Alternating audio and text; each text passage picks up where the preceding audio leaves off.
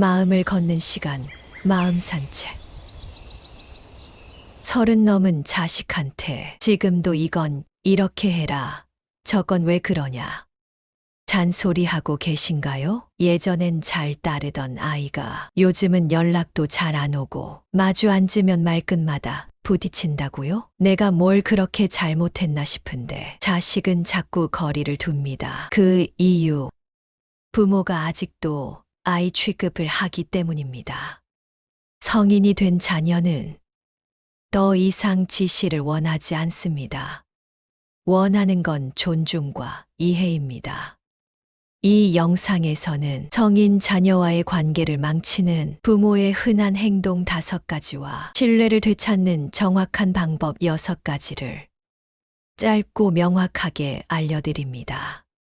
끝까지 보시면 자녀에게 부담이 아닌 든든한 존재로 남는 방법을 알게 되실 겁니다. 나이 들어서도 자녀들이 먼저 찾고 보고 싶어 하는 부모가 되는 방법. 지금부터 시작하겠습니다. 오늘 주제가 마음에 드셨다면 구독과 좋아요 눌러주세요. 먼저 성인 자녀와 갈등이 깊어지는 진짜 이유 5가지에 대해 이야기해 보겠습니다. 첫 번째, 자녀의 사생활을 지나치게 묻는 순간 관계는 멀어집니다. 자녀가 성인이 됐는데 여전히 요즘 누구 만나? 돈은 괜찮니? 이런 질문을 습관처럼 던지고 계신가요? 부모 입장에선 걱정이고 관심이지만 자녀 입장에선 사생활을 들여다보려는 감시로 느껴질 수 있습니다. 한 어머니는 이런 얘기 하셨어요. 자식이랑 멀어진 이유를 도무지 모르겠어요. 나는 그냥 잘 지내는지 궁금해서 물었을 뿐인데. 하지만 그 자녀는 엄마랑 대화하면 숨이 막혀요. 어떤 얘기를 해도 판단부터 하니까요. 라고 말했습니다. 실제로 심리학에서는 과잉 관심은 정서적 거리감을 만든다는 연구 결과도 있습니다. 성인 자녀에게 계속해서 구체적인 사생활을 묻거나 본인의 생각을 조언이라는 이름으로 밀어붙이면 자녀는 부모에게서 점점 마음을 닫게 됩니다.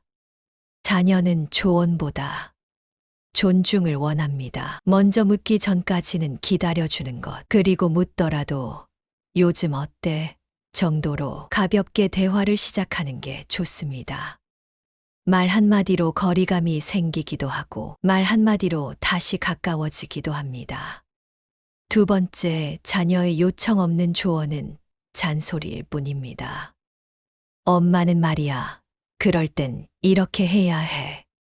아빠는 내 나이 땐 벌써. 이런 말 아직도 입버릇처럼 나오고 계신가요? 자녀가 묻지도 않았는데 인생 조언을 쏟아내는 순간 그건 조언이 아니라 설교로 들립니다. 자녀 입장에서는 이렇습니다. 내 인생은 내가 결정하고 싶어요. 실패하더라도 내가 선택한 길이면 후회가 없어요. 근데 엄마, 아빠는 늘 자기 방식이 정답이라고 해요. 실제로 한 연구에 따르면 20, 30대 성인 자녀가 부모와의 갈등을 느끼는 가장 큰 이유 중 하나가 비청탁 조언, 즉 원치 않는 충고라고 합니다. 부모는 도와주려는 마음이지만 자녀는 통제받고 있다는 기분이 드는 거죠. 중요한 건 자녀가 조언을 요청할 때까지 기다리는 태도입니다. 그 일, 너는 어떻게 생각해? 혹시 내 의견이 듣고 싶으면 말해줘. 이렇게 물어보는 게 지금 자녀에게 훨씬 더 큰 지지를 주는 방식입니다. 이제는 말하기보다 들어주고 기다리는 부모가 신뢰받는 부모입니다. 세 번째, 사생활을 자꾸 캐묻는 순간 신뢰는 무너집니다. 요즘 누구 만나? 통장 잔고는 괜찮니? 너 아직도 그 친구 만나니? 이런 질문 한 번쯤 해보셨죠? 부모 입장에선 그저 안부고 관심인데 자녀 입장에서는 이렇게 느낍니다. 내 사생활을 감시하려는 거 아니야? 문제는 내용이 아니라 빈도입니다. 이런 질문이 자주 반복되면 부모가 나를 성인으로 안 보나 하는 생각이 들게 되죠.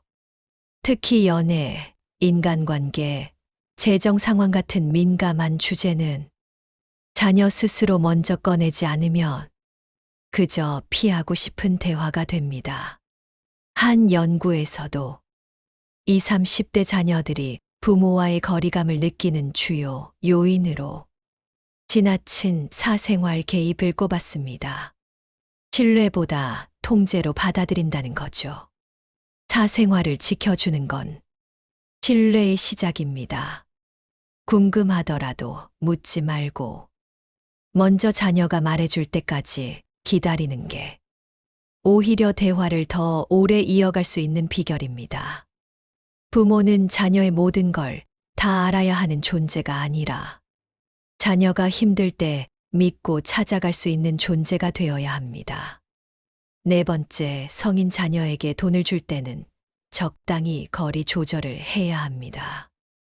어떤 부모는 자녀가 30이 넘었는데도 생활비, 전세금, 심지어 핸드폰 요금까지 계속 지원합니다.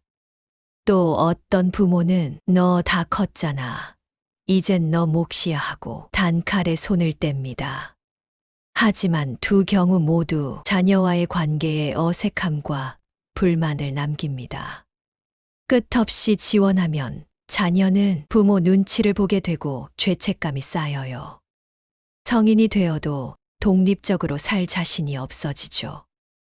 반대로 지원 없이 무관심하면 자녀는 정이 없다, 나를 버린 것 같다는 상실감을 느끼게 됩니다. 서울대 가족심리연구소 자료에 따르면 적절한 경제적 지원은 자녀의 자립에도 긍정적인 영향을 주지만 과도한 지원은 심리적 위축과 독립 지연을 초래한다고 합니다. 중요한 건 균형입니다. 부모의 말은 끝까지 다 해주는 사람도 아니고 손 떼고 방관하는 사람도 아닙니다. 자녀가 요청할 때 필요한 만큼만 도와주고 그 외에는 믿고 기다리는 태도, 그게 진짜 경제적 지지입니다. 넌 혼자가 아니야. 하지만 내 인생은 내가 꾸려야 해. 이 메시지를 전해줄 수 있을 때 부모와 자녀의 관계는 훨씬 건강해집니다. 다섯 번째, 외롭다고 자녀에게 자주 이야기하지 마세요. 자녀에게 연락이 뜸하면 괜히 마음이 서운해지죠. 바쁜 거 알지만 그래도 한 통쯤은 해줄 수 있잖아. 이런 생각이 쌓이다 보면 나도 모르게 자녀에게 기대고 요구하게 됩니다. 하지만 이건 자녀의 입장에선 부담입니다. 엄마는 내 전화만 기다리는구나. 또 뭔가 기대하시는구나. 이렇게 느끼게 되면 연락은 더 줄어듭니다. 한 어르신이 이런 얘기를 하셨어요. 혼자 있는 시간이 너무 외로워서 딸이 전화를 안 하면 괜히 서운했어요. 근데 그게 티가 났나 봐요.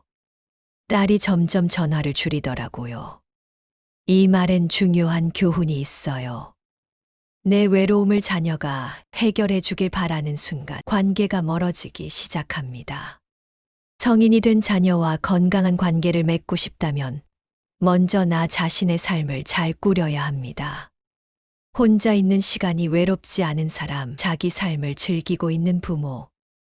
이런 부모에게 자녀는 더 편하게 연락합니다. 넌 너대로 잘 살아라가 아니라 나도 내 삶을 잘 살고 있으니 너도 내 삶을 잘 살길 응원할게. 이런 메시지가 자녀와의 관계를 훨씬 건강하게 만들어줍니다. 이렇게 5가지 이유 때문에 자녀와의 관계가 서서히 멀어지고 심하면 갈등의 시작이 되기도 합니다. 자녀와 잘 지내고 싶은 마음, 누구보다 크다는 거 압니다. 그런데 왜 이렇게 마음이 안 통할까요? 답은 대화법, 즉 말투에 있습니다. 무심코 던진 말 한마디가 자녀에겐 상처가 되고 어떤 말은 문을 여는 열쇠가 되기도 하니까요. 이제부터 알려드릴 마음을 여는 대화법 5가지는 성인 자녀와의 관계를 회복하고 마음을 열 수 있는 실질적인 방법이 될 수 있습니다. 첫 번째, 내 생각은 어때? 이 말은 자녀의 마음을 존중해 줍니다. 부모와 자녀 사이의 대화에서 가장 먼저 망가지는 건 존중입니다.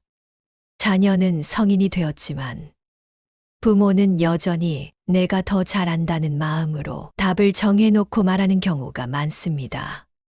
예를 들어, 이건 이렇게 해. 그게 맞아. 엄마 말 들어. 그게 정답이야. 이런 말들은 자녀에게 너는 아직 판단력이 부족해라는 메시지로 들립니다.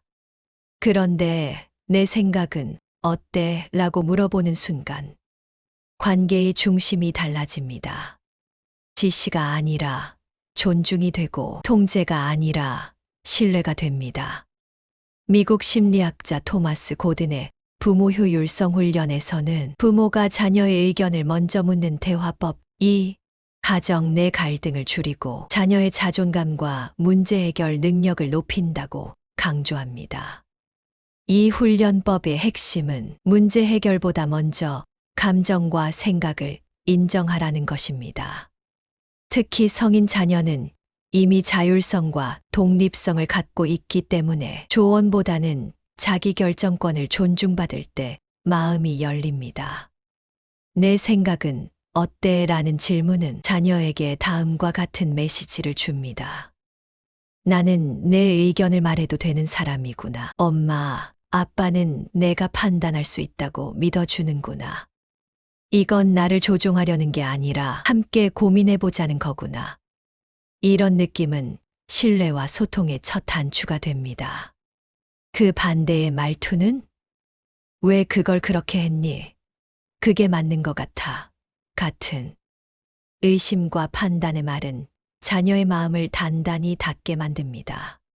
철학자 볼테르는 이렇게 말했습니다. 다른 사람의 생각을 존중하지 않으면 결국 누구의 말도 들을 수 없다. 그리고 심리학자 칼 로저스는 말합니다. 진정한 경청은 그 사람을 사랑한다는 가장 분명한 표현이다. 내 생각은 어때? 는 단순한 말이 아닙니다. 그 말 안에는 너의 생각이 궁금해.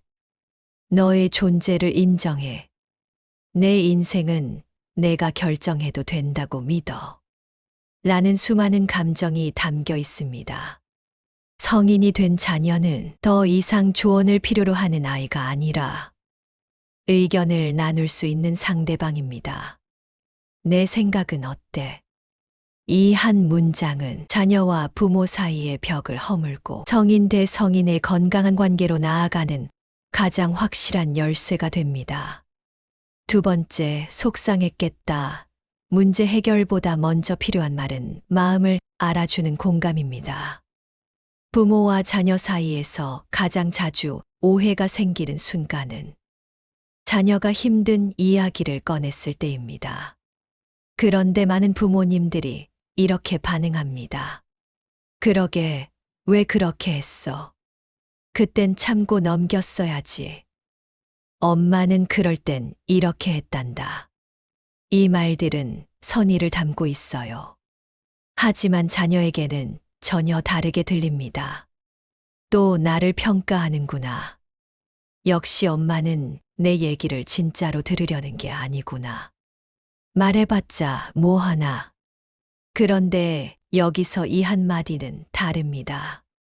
속상했겠다. 아무 설명 없이, 변명 없이, 그저 감정에 귀 기울이는 말. 심리학자 브레네 브라운은 말합니다. 공감은 답을 주는 게 아니라 그 사람 곁에 함께 앉는 것이다. 공감은 해결이 아닙니다. 상대방의 감정을 인정하고 존중하는 데서 시작됩니다. 속상했겠다. 는 말은 자녀에게 다음과 같은 메시지를 전달합니다. 엄마가 내 편이 되어주는구나. 내 감정을 이해하려고 해주는구나. 내가 뭘 잘못했는지보다 먼저 내 마음을 살펴봐 주는구나. 이런 경험이 반복되면 자녀는 부모를 신뢰하게 됩니다. 이 사람은 나를 판단하지 않고 들어줄 수 있는 사람이구나. 그리고 그때부터 대화가 열리기 시작합니다. 그땐 진짜 힘들었어. 사실은 나도 어떻게 해야 할지 몰랐어. 자녀의 마음이 풀리는 건 조언보다 공감이 먼저 왔을 때입니다. 하버드 대학교의 심리학 연구에 따르면 감정을 먼저 공감해주는 부모일수록 자녀와의 정서적 유대가 강해지고 자녀는 스트레스 상황에서도 부모에게 더 쉽게 의지한다고 합니다. 그만큼 속상했겠다는 말은 단순한 위로가 아니라 부모와 자녀 사이의 정서적 연결을 이어주는 감정의 다리입니다. 정신과 의사 칼 로저스는 이렇게 말합니다. 공감은 누군가의 세계를 마치 내 세계인 것처럼 느끼는 것이다. 공감은 기술이 아니라 태도입니다. 내가 해결해 주겠다는 자세가 아니라 그저 들어줄 준비가 되어 있다는 신호입니다.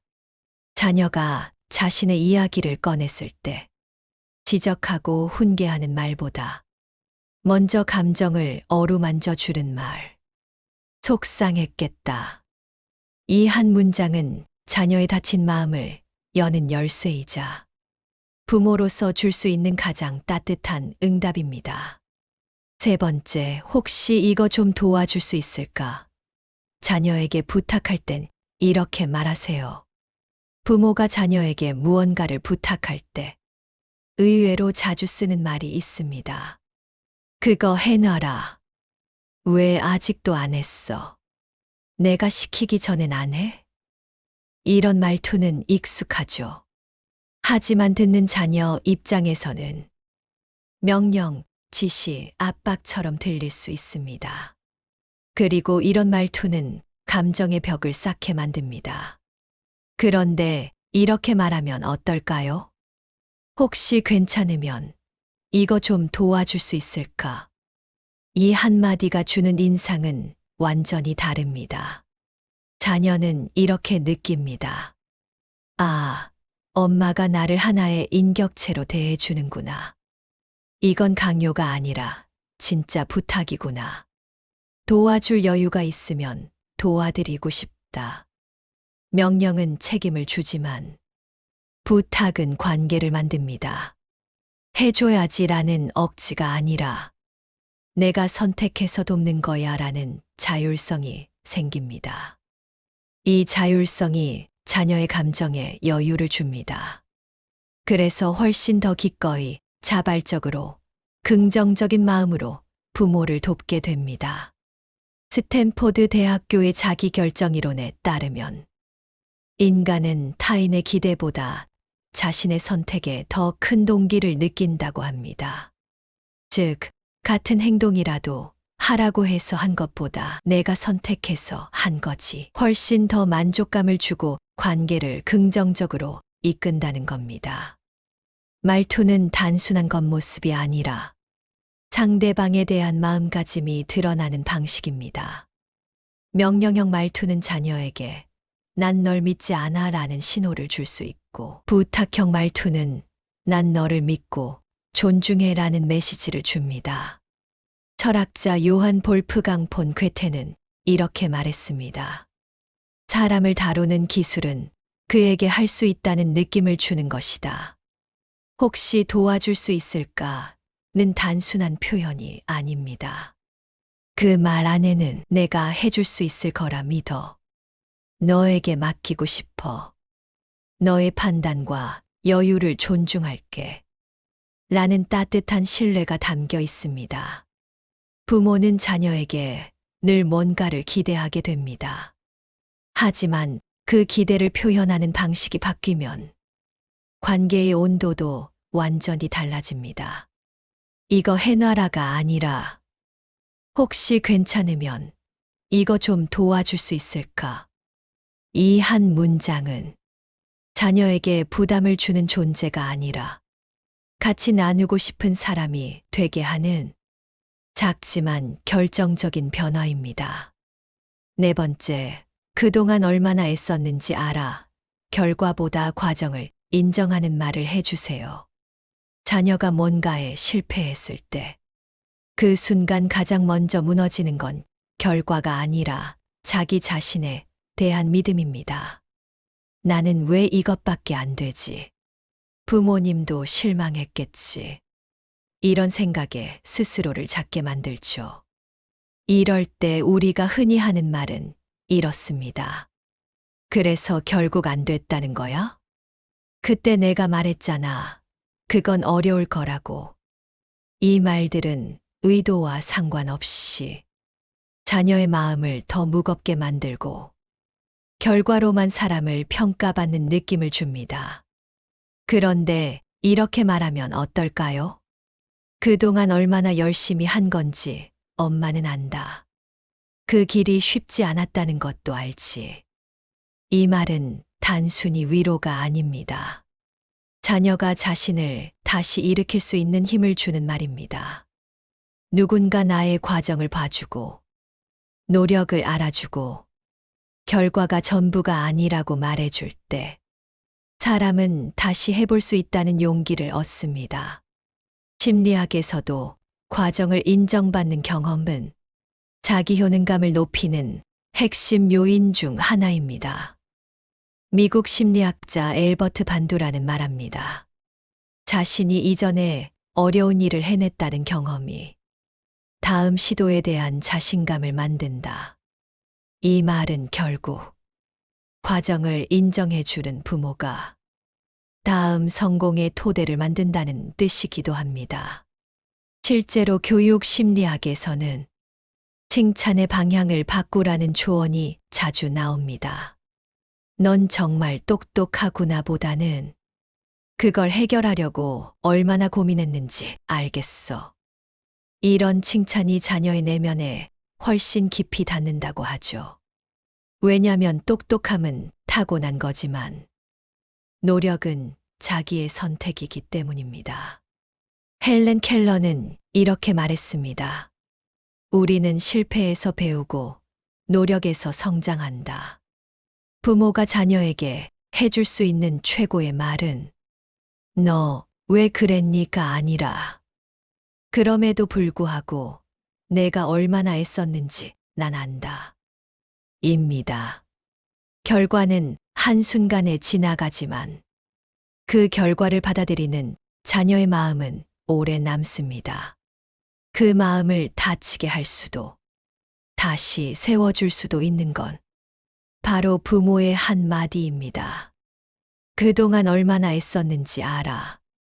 이 말은 실패한 자녀에게 괜찮아, 다시 시작해도 돼라고 말해주는 따뜻한 출발선이 되어줍니다. 5번째, 아까 내가 좀 심했지. 미안해. 부모도 실수를 인정하고 사과하는 말을 해야 합니다. 부모는 완벽할 수 없습니다. 그런데도 많은 부모가 이렇게 생각하죠. 내가 사과하면 체면이 안 서. 부모 체면에 어떻게 자식한테 미안하다고 해. 하지만 성인이 된 자녀는 이제 단순한 자식이 아니라 한 사람의 인격체, 감정과 자존심이 있는 어른입니다. 그 자녀에게 미안하다는 한마디는 부모의 권위를 무너뜨리는 게 아니라 관계의 신뢰를 더 단단하게 만들어주는 말이 됩니다. 예를 들어 이런 상황을 떠올려 보세요. 감정이 올라와서 말이 좀 거칠게 나갔을 때 예전 같으면 그냥 넘어갔겠지만 이제는 이렇게 말하는 겁니다. 아까 내가 감정적으로 말했지. 미안해. 이 말 한마디에 자녀는 이렇게 느낍니다. 엄마도 자기 감정을 돌아볼 줄 아는구나. 부모가 먼저 사과하는 모습이 낯설지만 오히려 존경스럽다. 심리학에서도 부모의 사과는 자녀의 정서적 안정감과 관계 만족도를 높이는 핵심 요인 중 하나로 꼽힙니다. 미국 워싱턴대 연구에 따르면 자녀에게 사과하는 부모일수록 자녀의 자기 표현 능력과 감정 조절 능력이 뛰어나다. 는 결과가 있습니다. 왜일까요? 사과는 약자의 태도가 아니라 감정을 조율할 줄 아는 강자의 언어이기 때문입니다.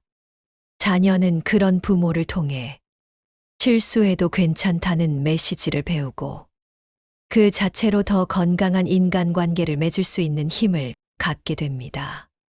또 하나, 자녀가 부모에게 진짜 신뢰를 느끼는 순간은 부모가 언제나 완벽할 때가 아니라 부모도 나와 똑같은 감정을 가진 사람임을 느낄 때입니다. 그 감정이 미안해, 내가 좀 심했어 같은 말로 표현될 때 자녀는 부모를 더 가까운 존재로 느끼게 되죠. 영국 작가 클라이브 스테이플스 루이스는 말했습니다. 실수를 인정하는 건 그 실수에서 멀어지는 첫걸음이다. 그리고 한 심리학자는 이렇게 덧붙였습니다. 부모가 사과할 줄 아는 집에서 자란 아이는 자기 감정을 더 정직하게 표현하고 갈등을 두려워하지 않는다. 사과는 체면이 아니라 용기입니다. 자녀에게 미안해라고 말하는 건 부모의 권위를 낮추는 게 아니라 인간적인 신뢰를 쌓는 가장 따뜻한 방법입니다. 아까 내가 좀 심했지. 미안해. 이 말 한마디가 성인 자녀와의 서운함을 풀고 관계의 끈을 다시 묶어주는 가장 강력한 실천이 될 수 있습니다. 대화는 분명 중요한 출발점입니다. 하지만 그것만으로는 부족합니다. 진짜 좋은 관계는 그 대화 위에 관계를 다루는 기술이 더해질 때 만들어집니다. 성인이 된 자녀와 평생 건강한 관계를 이어가고 싶다면 말뿐 아니라 태도와 습관까지 함께 돌아봐야 합니다. 다음에서 알려드릴 6가지 습관 꼭 실천해 보세요. 자녀와의 관계가 오래 건강하게 유지될 수 있을 거예요. 첫째, 적절한 거리감과 경계 설정하기. 부모와 자식 사이라도 거리는 필요합니다. 너무 가까우면 숨 막히고 너무 멀어지면 정이 식습니다. 특히 성인이 된 자녀에게는 엄마, 아빠는 내 인생을 대신 살아주지 않는다는 신호가 필요합니다. 자녀가 독립된 존재임을 인정하고 개입이 아닌 응원하는 위치에서 머물러 주세요. 간섭보다는 존중과 신뢰가 먼저입니다. 둘째, 부모 자신의 삶을 잘 살아가기. 부모가 자기 삶을 충만하게 살아가고 있으면 자녀는 부담 없이 연락할 수 있는 환경이 됩니다. 외로움을 자녀로 채우려 하면 그 무게는 고스란히 자녀에게 전해지죠. 취미를 갖고 친구를 만나고 몸과 마음을 돌보는 삶은 결국 자녀와의 관계도 건강하게 만듭니다.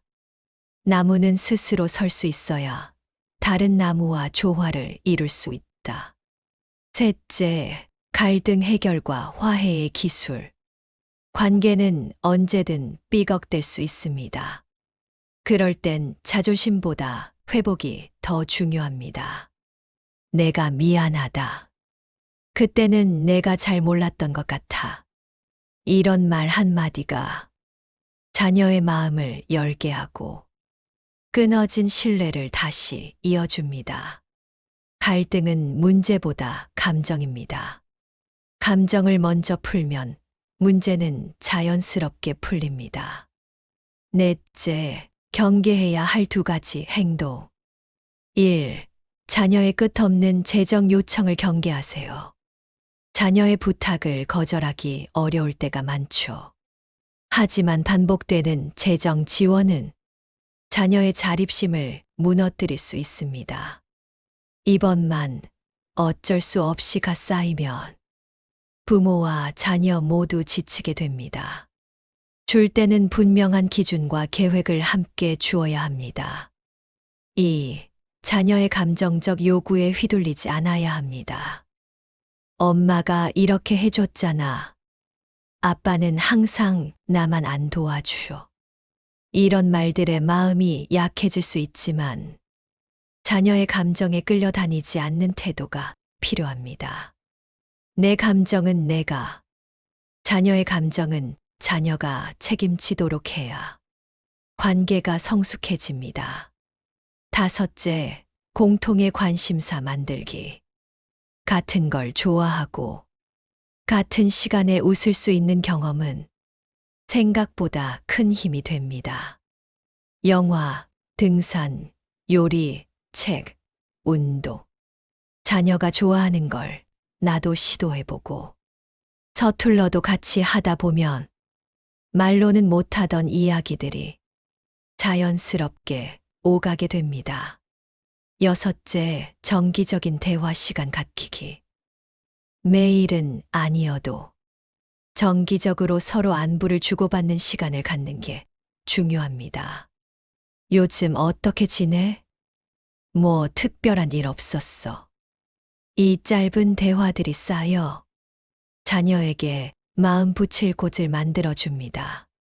꾸준한 대화는 연락이 끊기지 않는 가장 좋은 예방책입니다.